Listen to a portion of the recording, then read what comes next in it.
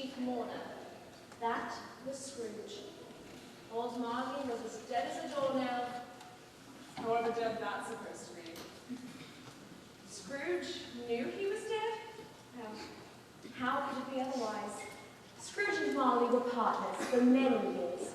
Scrooge never painted out old Marley's name. There it stood above the counting house door, Scrooge and Marley. People new to the business sometimes called Scrooge Scrooge, and they sometimes called him Marley. He answered to both names. It was all the same to him. To the mean, cheap, impatient, cantankerous, money-grubbing, penny-pinching, bad-tempered, misanthropic, foul-mouthed, caustic, Scrooge! He could sum it up in one small word. Humbug! This world is a humbug! I've said it all my life and I will say it to my grave. Humbug! Yes, it's a humbug! It's nothing but a trick they play on every foolish knave. I've made my way alone, with no one's help or no one's aid. I'm proud of what I've done, of the money that I've made. It's a crime to take it from me, in the name of charity. I ask for help from no one. They should do the same for me. Humbug! Christmas is a humbug! Those grinning, singing faces hide the minds of simple fools. Humbug! Yes, it's a humbug! They wish something out of nothing, don't they understand the rules? The right and proper action of a man who would be wise is to call the world's attention to this holiday of lies. We're not made to share our bounty with the lazy and the lame. If they fail to make their fortunes, they've just themselves to blame. Why, dear Mr. Scrooge, would you be wanting to buy one of these pretty Christmas flowers this fine Christmas Eve, sir? Fine Christmas Eve? There's nothing fine about it, as near as I can tell, madam. Typical London December day. Damp, dreary, and cramped. Why then, one of these beautiful blooms would take away the dreariness, don't you think? Wait a minute. I know you. You borrowed £5 from our firm last month, did you not? Yes, here it is. Betsy, Littleton, payable last week, I see. Oh, mercy, Mr. Scrooge. I don't have your money, and not likely to for a few more days. Don't have it. But, madam, it is due. There'll be a fine for late payment, a substantial fine. Oh, mercy, sir. It's Christmas Eve, sir. Mercy! That is just a humbug. Something that the weak request when asked to pay their debt. Humbug! I must cry humbug! You'll pay me what you owe me, don't you think I will forget? Oh, sir! Mercy is a humbug, kindness is one too, patience is a humbug, forgiveness will not do. Caring, of course, charity that's worse, a humbug taking neither but in patience rather blue. Humbug, Christmas is a humbug to the last. Ebenezer is a guest, and he hates to be harassed by all this humbug. Humbug, this Christmas for. Humbug! Oh, why, it's your own honourable self. Mr. Scrooge, Merry Christmas to you, sir. Ah, humbug! I despise that insipid sentiment, Mr. Fotheringay. I see you're about your business, sir. At least some are still plying an honest trade. Sir, hold his hand. On my way to the almshouse. I'm going to have a Christmas Eve. A bit of charity with him is less well off than me. The almshouse, Fotheringay. Your largesse is astonishing. Business must be doing quite well to afford such generosity. Well, then, John, you're an all, sir. Folks seem well disposed at Christmas. Are they, sir? Are they indeed? With all that business, the note my counting house holds on your shop will no doubt be paid on time, will it not? No, Mr. Scrooge? No! Mr. Fotheringay, the note you made with Scrooge and Marley last summer. Perhaps you have forgotten. If it is not paid in full by the first of the year, your shop is forfeit. Forfeit, Mr. Fotheringay. Mr. Scrooge, I saw when you might see what delay that has been, sir. Delay if you wish, Fotheringay. I will then acquire your shop without delay. First of the year, sir. Mr. Scrooge, please have patience. Patience! That's another humbug. I I'm sick of alibis. You'll pay me if you're wise. I dare say that most of you owe me your livelihood, and each and every one will never pay me what they should. You'll blame it on the season, with God rest ye merry men, but I'm sick and tired of hearing that my deadlines must extend. Mr. Scrooge, please have mercy. Bah! Mr. Scrooge, please have pity. Bah! This Christmas cheer is wasted on my soul. This Christmas time is getting very old. The gifts, the feasting, the silly Yuletide love, the going to the party with a wassail and a nod. I've had my fill of Christmas with its carols and its mirth. A humbug on your Christmas. From now on and henceforth, it's all humbug!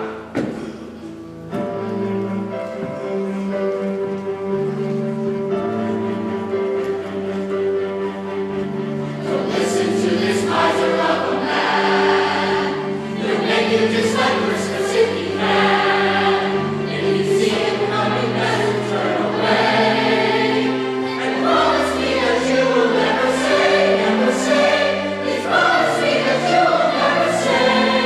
I hope and pray you will never say, Christmas is a humbug.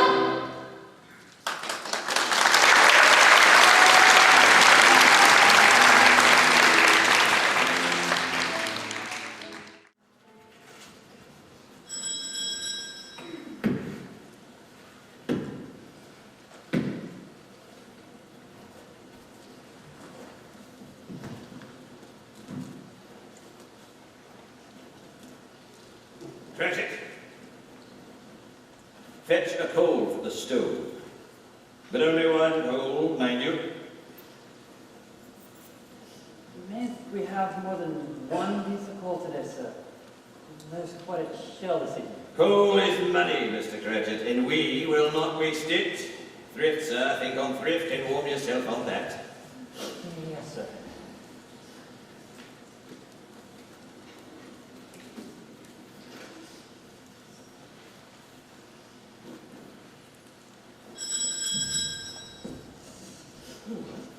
Oh, Merry Christmas, Uncle. God save you.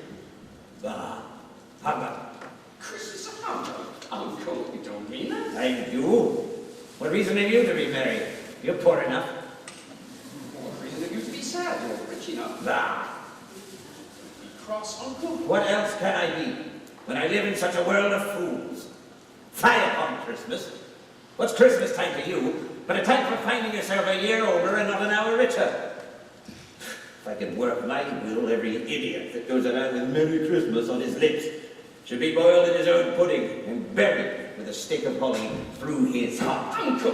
Nephew, you keep Christmas in your own way, let me keep it in mine. Keep it, but you don't keep it. Let me leave it alone then. Much good may it do you. Much good has it ever done you. There are many things I might have done to derive good, but not profited by them. I think Christmas time has been kind, forgiving, charitable time. The only time of year where men and women open their hearts freely. And therefore, Uncle, though it has never put a scrap of gold or silver in my pocket, I believe it has done me good and will do me good, and I say God bless it.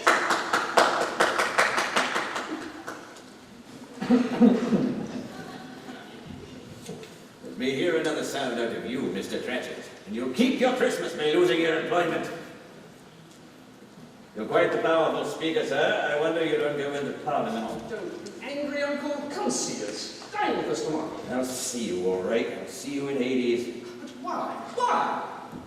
Why did you get married? Because I fell in love. Because you fell in love. The one thing in the world more ridiculous than a Merry Christmas. Good afternoon. I want nothing from you. I ask nothing of you. Why can we not be friends? Good afternoon. I'm sorry with all my heart to find you so resolute. But I intend on keeping my Christmas humor to the last. And so, a Merry Christmas, Uncle. Good afternoon. A Merry Christmas to you. you, Bob Cratchit. As well to you, Mr. Hollister, and a prosperous New Year.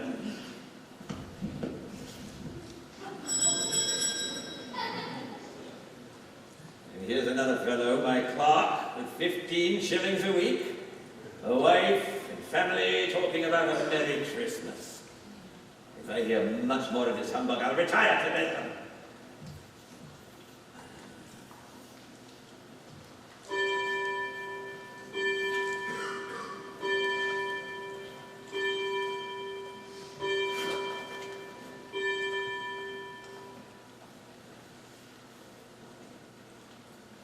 You'll want all day tomorrow, I suppose.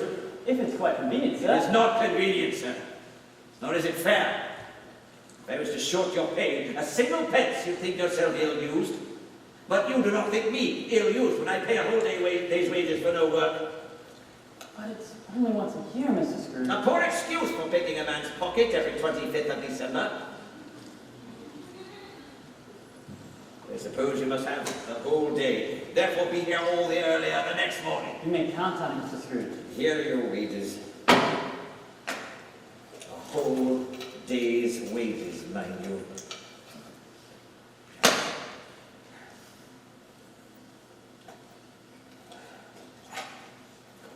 Thank you, Mr. Scrooge. And a Merry Christmas, Mr. Scrooge.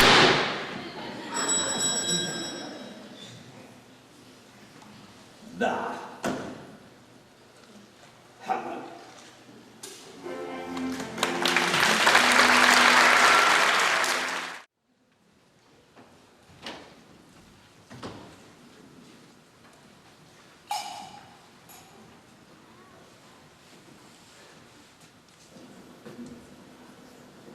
Family!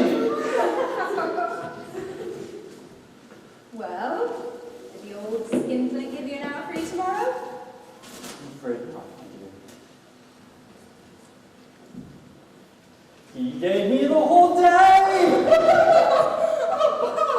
We can have a proper Christmas. Papa will have such a merry time. You may count on it, Belinda, my love. I wish everyone was as rich as us and could have a merry time. Rich as us? Child, you have no idea what you're saying.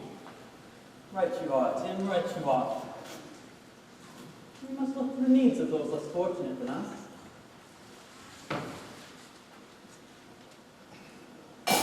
Thank you kindly, sir, and Merry Christmas to you and yours.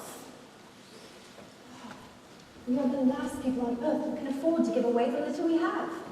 My dear, our tiny Tim has the richest heart on earth. How can we afford not to give back as best we can? We will do well if we allow his heart to lead us.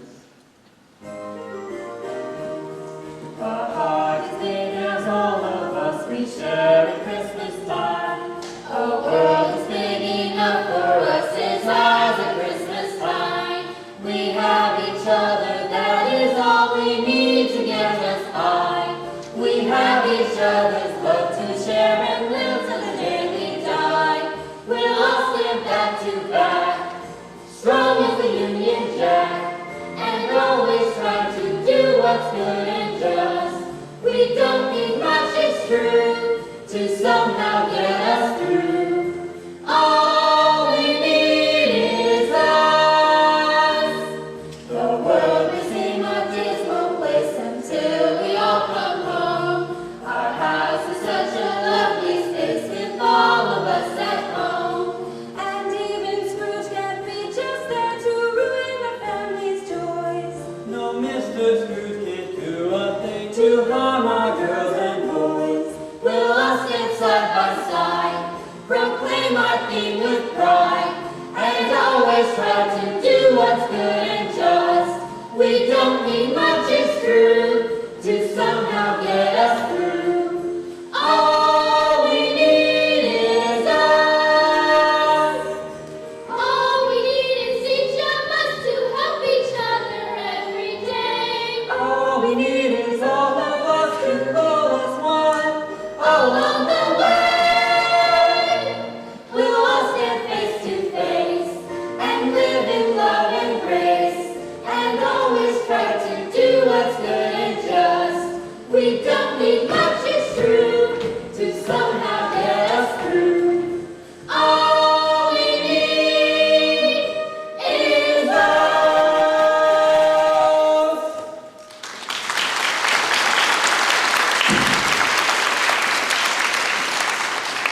Now, children, what say we go down to Fotheringay's butcher shop and pick out his biggest bird for our feast tomorrow?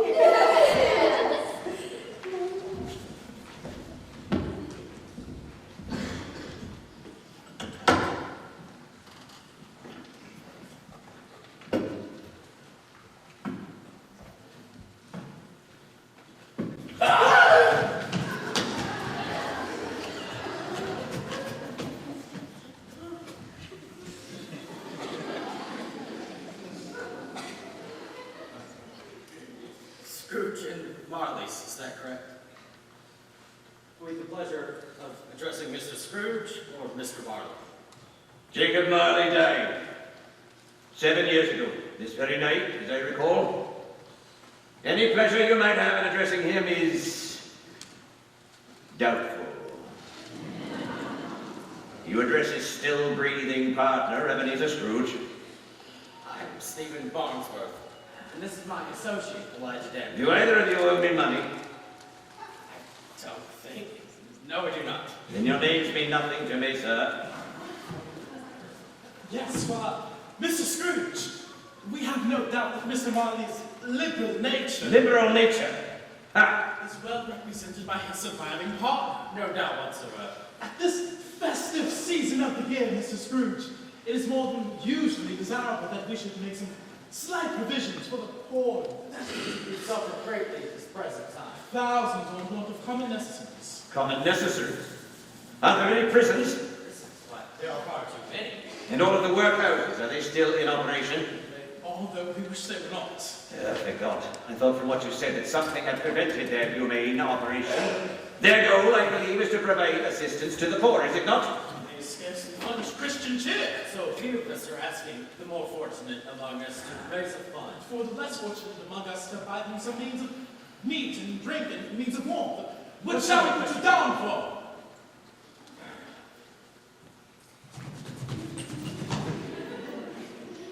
Nothing.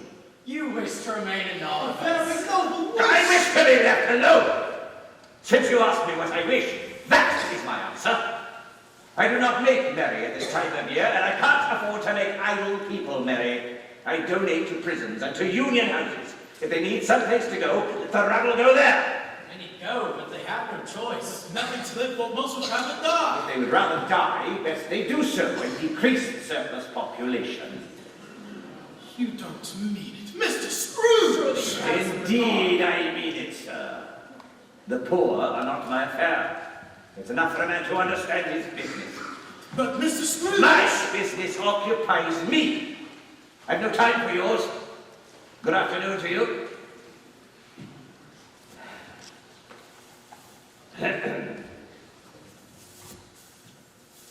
If you wish to continue your attempts at solicitation from the firm of Scrooge and Marley, might I suggest you contact Marley instead. You can find him in Highgate. Highgate Cemetery.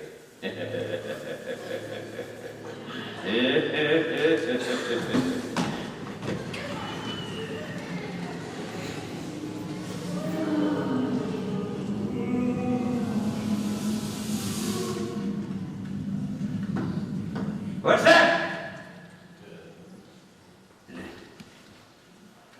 Greedy fools. Disturbed my mind, reminding me of Marley. 7 years ago, this very night.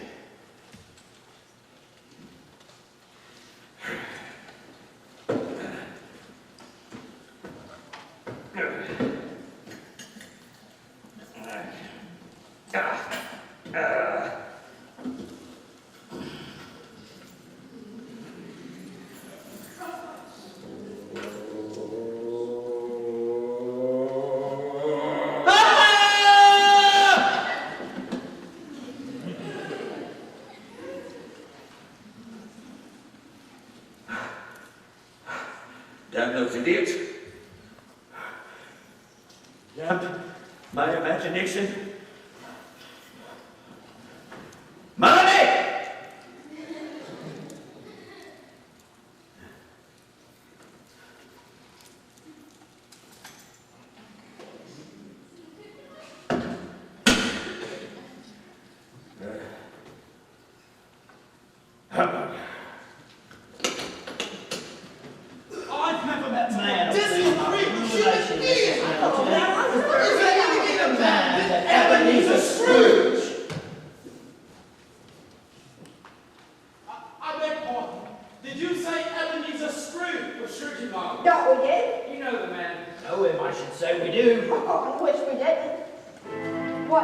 is as nasty a mortal as ever drew a breath. He's about as pleasant as warmed over death. If you want to see how mean a man can be, look anywhere you wish. There's no meaner man than he.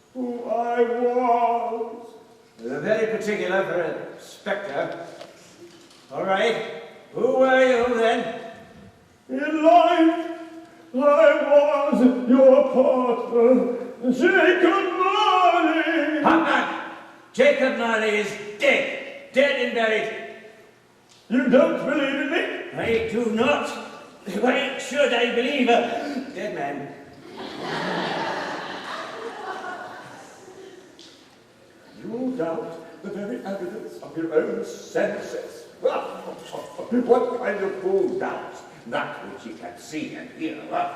My senses could easily make a fool of me should I let them. The slightest thing affects them. What then do you think you see before you?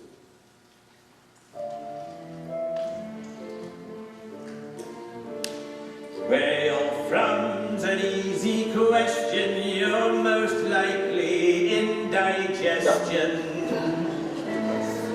Some gas or bad potato, or a too far gone tomato. A bit of roast that's gone unsavory. There's less gravy in you than gravy. Mercy, dreadful apparition, why trouble me like this? Oh, you foolish mortal man, do you believe that I exist? I do believe. How can I not? I must.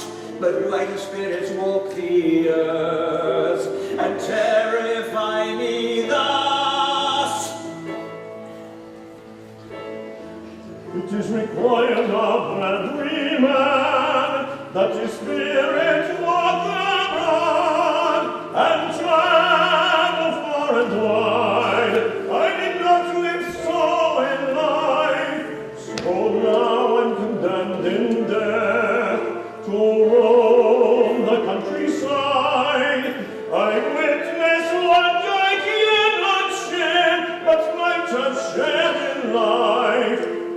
gave no happiness, but only grief and strife. Are you fettered in those irons? Are you chained? Tell me why, Jacob, tell me why you wear this face of pain. I wear the chain I forged in life, I made it link by link. I wear it of my own free will, by how I chose to act and think. Do you see these weights I bear, how burdensome they are? You wear such a chain yourself, and it is heavier by far. You forged it many years ago, and you've added to its sense. Don't you feel the freezing iron wrapped about your wrist? Jacob Marley, tell me more, help me see. Speak comfort to me, Jacob, give a little hope to me. I have no hope to give from this hell that I am in. Hope comes from other ministers to other kinds of men. Now heed me well, I cannot stay, I cannot pause nor rest. I cannot linger anymore with this weight about my chest. Jacob Marley, give me hope. I have no hope to give. Tell me more, help me see. That's how I chose to live. Speak comfort to me, Jacob. You made your choices too. Please give some hope to me. I can give no hope to you. I can give no hope to you.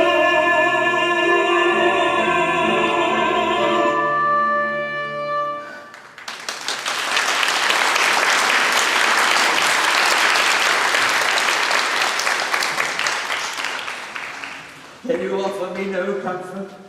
I have no comfort and no time. No time? To do what? To tell you what I would.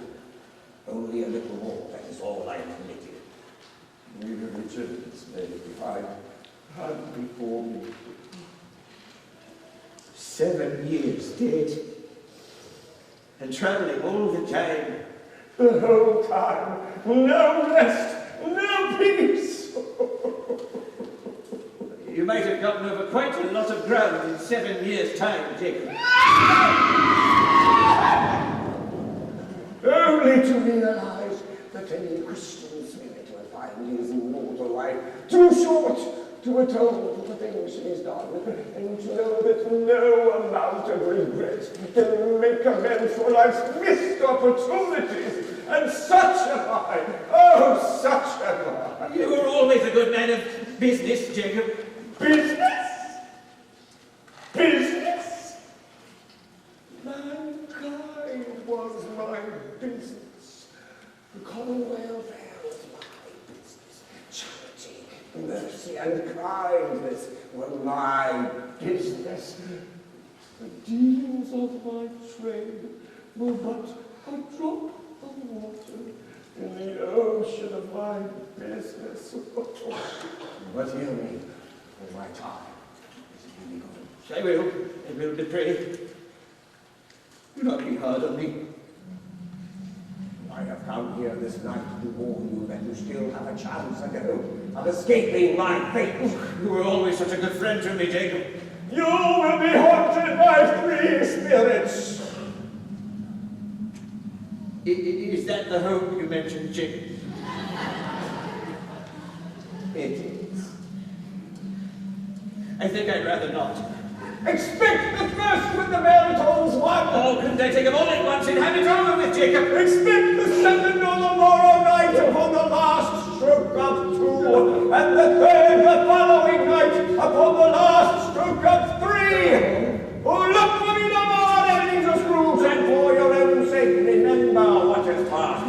Please don't leave me. There must be more. Remember what I had said. Remember me, Ebenezer Scrooge. Jacob! Jacob!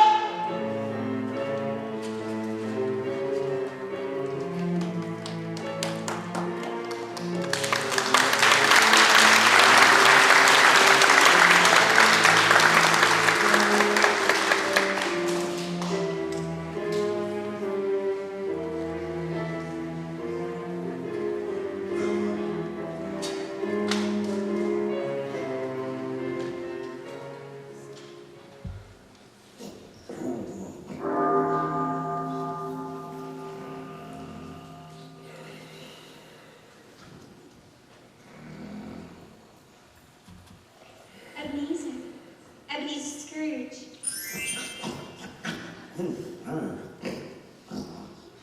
Scrooge, Ebenezer.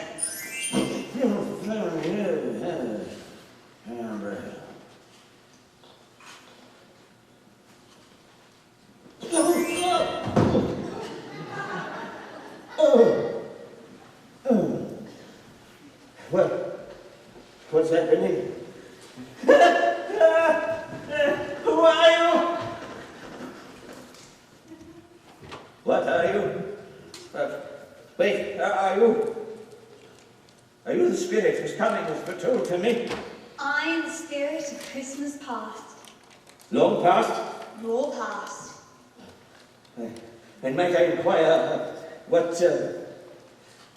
business has brought you here? Your welfare. I am much obliged, spirit, but cannot help but consider that a good night's sleep might be more conducive to my welfare. Let us say a reclamation then. Take heed, come and walk with me. I am mortal, spirit. I am frightened and am liable to faint. Then put my hand here, and you shall be upheld in more than this. Come.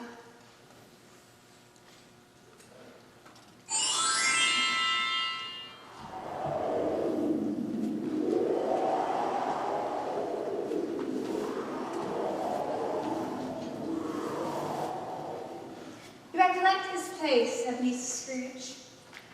Remember it? Wait. This is my old schoolyard. I can walk it blindfolded. Strange, forgotten it for so many years. Oh.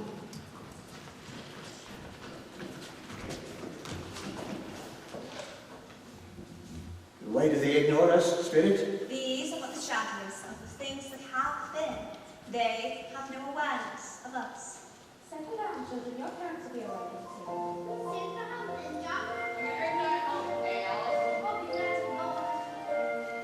Where are they bound? They're heading home for the Christmas holiday with their families. We'll soon be gone, we'll soon be home, where cheerful fires are burning. It's Christmas time, and home where we are returning. With merry hearts, it's time to start the stakes into our journey. It's Christmas time, and home where we are returning. Farewell. I bid you adieu. The schoolyard is not quite deserted. A solitary child is left there still. That boy. Yes, Ebenezer, it is you, left alone, with nothing but your books to keep you company. A simple wish, that's all I ask. Not much, not hard to do. At Christmas time, an easy task to make a dream come true. For someone to reclaim their home and drive the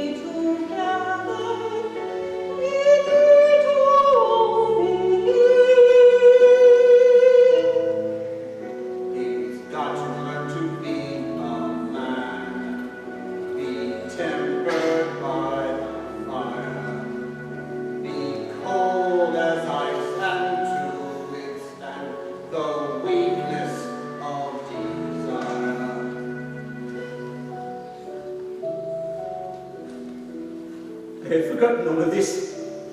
Small wonder. When you're a lad, your lot in life should never be this sad. My father should have wanted me closer to him. Christmas was not the time to teach me to be a man. A simple wish, that's all I ask. Not much, not hard to do. At Christmas time, an easy task to make a dream come true.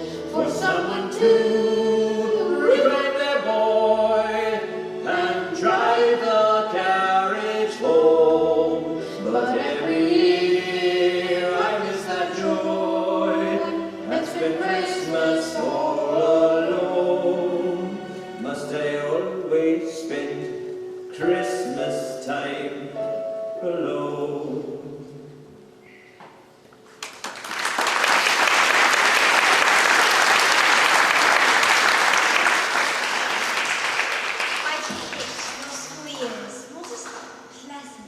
As you first remembered them. I got a good education. That was all that mattered in the long run. Your memories are convenient, Ebenezer. You're the one that makes them what they are. I think, perhaps, you may have them in another Christmas, a year or so later.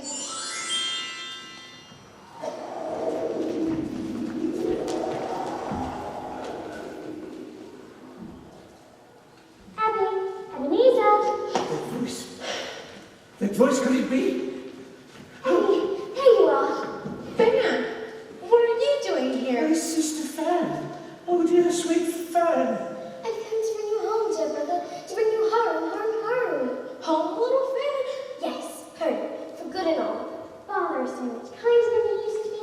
He spoke to me so gently when I was going to bed that I was not afraid to ask him once more if you might come home. And he said yes, you should. And he sent me in a coach to bring you. And we're to be together all Christmas long and have the merriest time in all the world. You're quite alone, little Fan. Come, Eb, the carriage waits. Let's go home. A delicate creature, but she had a large heart. So she had. I'll not gainsay it, spirit. She died a young woman and had, as I think, children. One child. Your nephew, Fred. Yes. Our time is done here, Mrs. Scrooge. Where do we go now? A place you recognize as easily as you did this place. Come.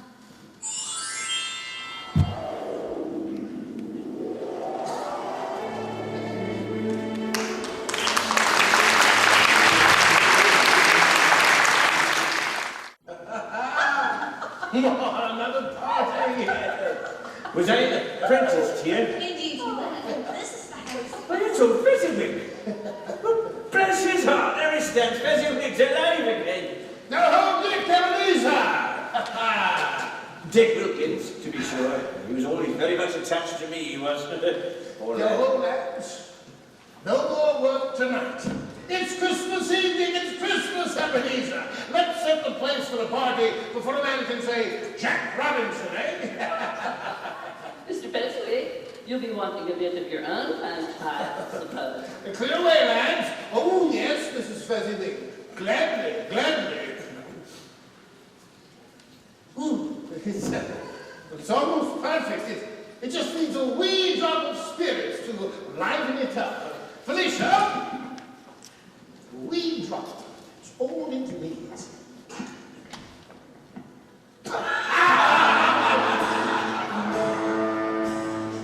A bit of punch will do very nicely. It isn't much, you can drink what you will. The way I brew it, it's all hot and spicy. Just takes a touch, you feel quite a thrill. A bit of punch is so fine and dandy, as full of fun as ever could be. A bit of punch, all the time is like candy. A cup of punch makes you happy and free. Have you ever had a fill? No, sir. So drink it down. Do you think we ever will? No chance until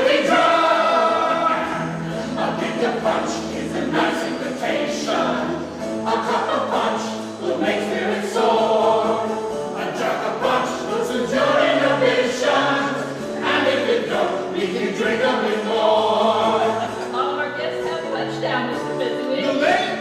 Well, give them some more. Give us some punch and pass it around freely. A bit of punch goes down merrily. A cup of punch and everything's funny. A drop of punch on the tongue sets you free. Have we ever had our fill? No, sir. So bring it down.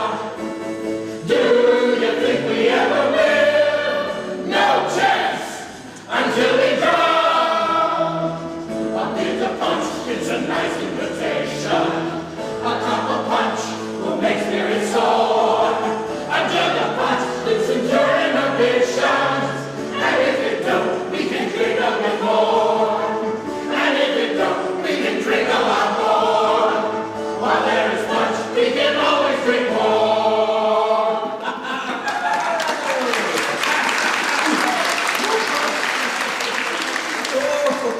Fezziwig would keep Christmas better than any man alive, I know. I wonder if there has a lesson to be learned here. Lesson? Lesson for who? Belle! Belle. Belle, you're here! And why did you think I would be, Ebenezer, on Christmas Eve of all nights? Well, it's just that but you're here! Yes, I am here, and shall be all evening, I dare say, which means I'll likely need at least one cup of punch, doesn't it? Well, I should think so. Oh, and I shall get it for you, my sweet Belle. Well, I see everybody has one of you. No escape now. What makes you think I wish to escape? Just you wait. I have a feeling that tonight he's going to capture me forever. Do you think he's going to act? Yes, I think. Now, leave us alone, won't you? And Felicia, you best tend to Dick Wilkins. Unlike your obviously in his affection. What? Who was that? Is it possible that this is that Christmas Eve? A cup of Fezziwig's finest for the finest lady in Fezziwig's house. Why, thank you, Master Ebenezer Scrooge. Oh, Belle, when others say my name, it falls harsh on my ear. But when you say it, it sounds like a bell ringing. What a lovely thing to say. You don't often woo me with poetry, Ebenezer. Was I wooing you? It sounded very much like you were. You know, Belle, we've known each other for well over 2 years now. From the first day you came to Clarkville, Fezziwig. And hardly a day's gone by that we've not spent in each other's company. Hardly a day. Except for those days that you chose to work until all hours. Chose? Belle, I had to work those hours. How else could I become Fezziwig's chief clerk? Certainly not by frittering away my time like that Dick Wilkins. I mean to be successful. Dick is your best friend. And I love him dearly, but his head is not set on business. There is a heart to set on Felicia. Dick never was a man for business. Certainly not as keen as you. I do believe they will be married by summer. Yes, I suppose you're right. Quite a step for them, eh?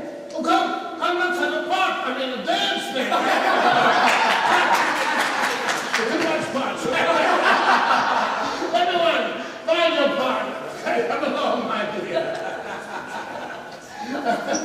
Strike at me, bucko.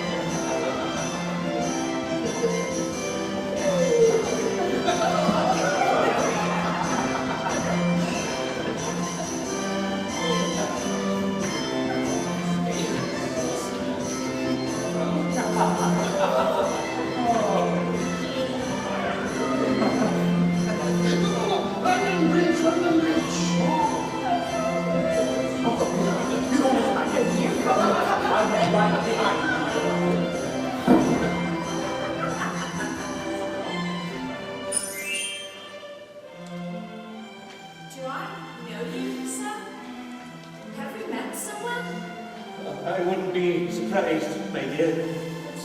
Where might it have been? Are you a friend of Mr. Fezziwig? Yes, an old friend from a long time ago. But your face is so familiar. I just can't imagine where we might have met. Perhaps it was another lifetime. That's a strange answer. Well, if only I had another lifetime. If only. I wish.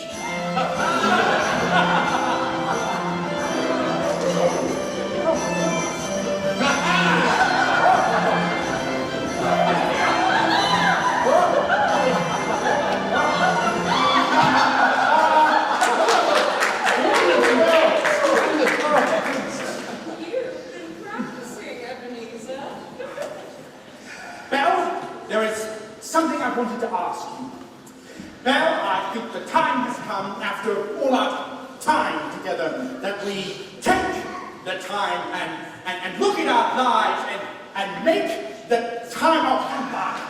Oh, I had it all thought out in my head, and now I can't get it straight. What a blithering idiot!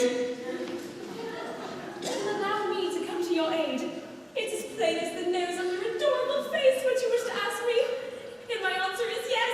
I will marry you. Oh, Belle, you've made me the happiest man in the world. And as soon as I've established on a sound financial basis, we can be married. What? But why must we wait? I can't submit you to a life of poverty. But we can endure anything together. Give me a year or so, dearest. Then we can live together in happiness and a bit of comfort. But Ebenezer. Come. We'll have a toast here, eh? A toast to the year of prosperity behind us, and a toast to the year of happiness ahead. And to the happiness of Belle and Ebenezer. We'll sing the Scotsman's song.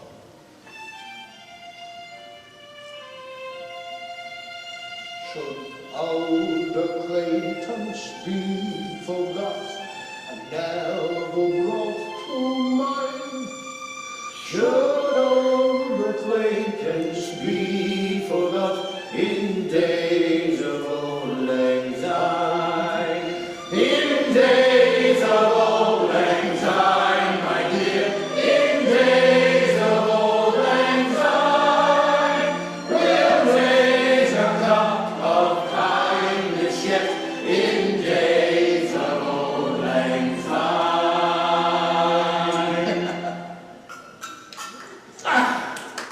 Merry Christmas, my friends, and a happy, happy New Year. And safe journey, sir.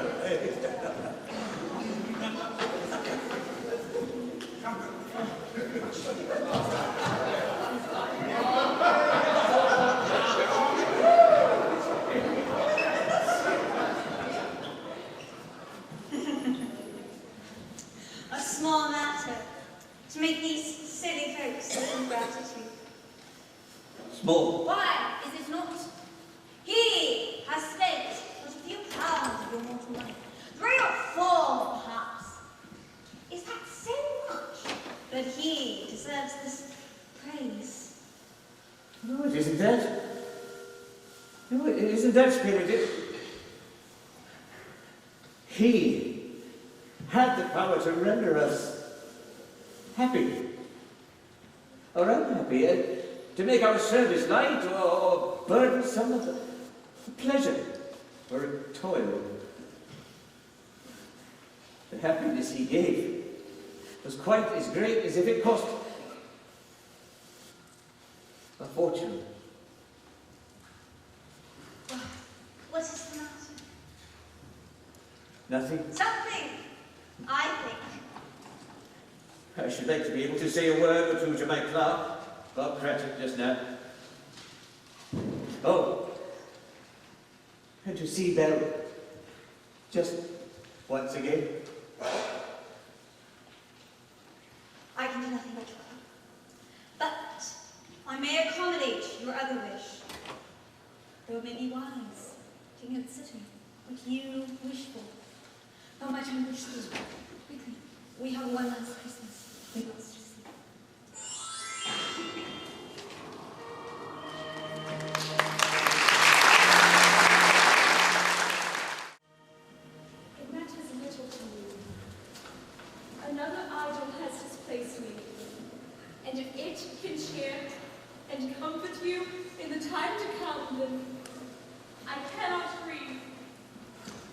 What idol has displaced you? A golden one. But this is only the even-handed dealing of the world. There is nothing so hard as poverty. You fear the world too much. All your other hopes have merged into one. I have seen your dreams fall away, one by one, until nothing but the pursuit of wealth possesses you. Has it not? Even if I am so much wiser than I was, what then? I am not changed towards you. Our engagement contract is an old one. It was made when we were both young and poor and content to be so. You are changed, Ebenezer. When it was made, you were another man. I was a boy. Your own heart tells you that you are no longer what you were then. But I still am. That which promised happiness when we were of one heart. It is full of misery now that we are of two. I have thought hard on it.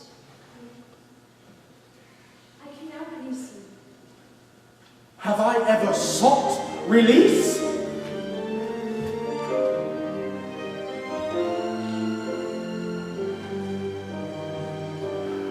There's not one thing of greater worth. There's no one dear on earth than you. There's not one thing that I might buy or value more than I do you. I've worked with all my heart, with just one goal in front of me, to build a life for us that's free from poverty. But now you'll throw it all away. Is there nothing I can say? Don't you know the value of love? The priceless value of our love? It's all the words you've ever said that made me feel how love was dead and gone. But all the things that you have done and every course you have gone was wrong. You really understand the raw equations of romance. I'm not an item in your ledger whose value you know at a glance. To you, love is a calculus, bright beads of garden effortless. That's not love at all. That's glory for yourself. I want our love to be secure. We can't have that if we are poor. Listen to what you're saying. You don't care as you once cared. You don't dare as you once dared. Listen to what she's saying. If you value love at all, your heart can't be so small.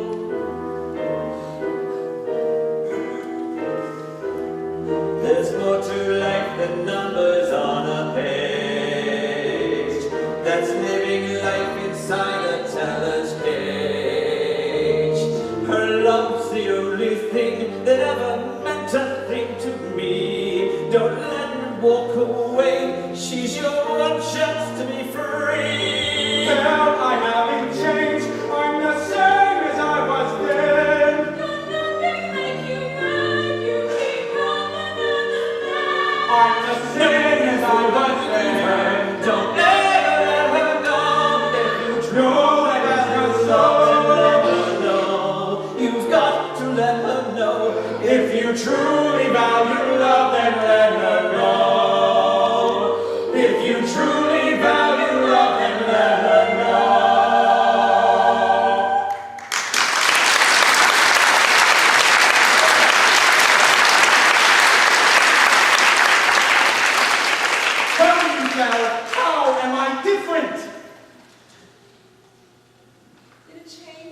nature, an altered spirit, in everything that made my love of any worth more value in your sight.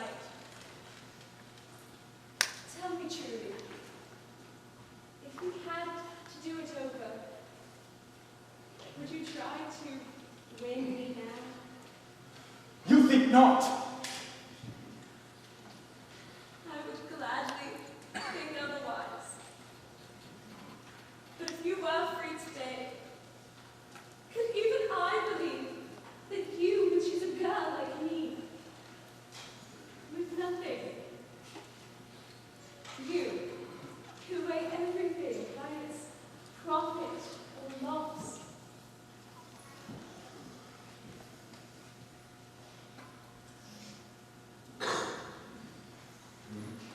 I do release you, Ebenezer, with a full heart, for the love of the man you once were.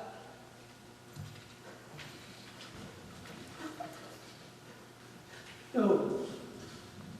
No, you fool. Don't let her go! Now! Yes, Ebenezer?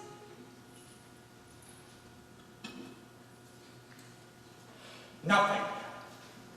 I have nothing more to say.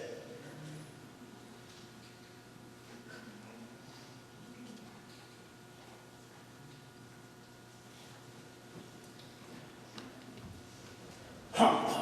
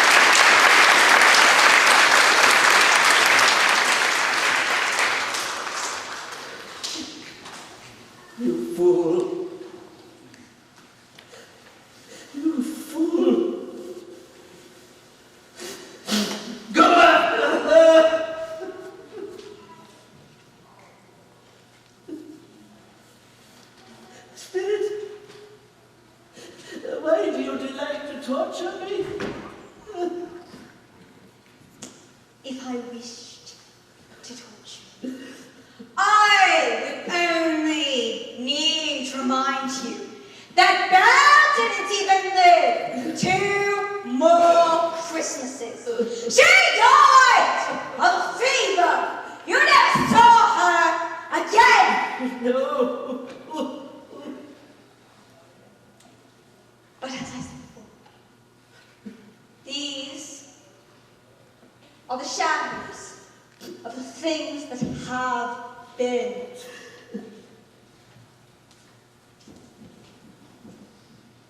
That they were what they were. Do not blame me.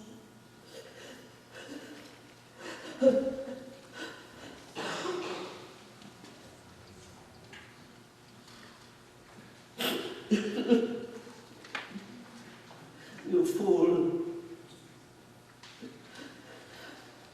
Why did you ever let her go? You should have let her know.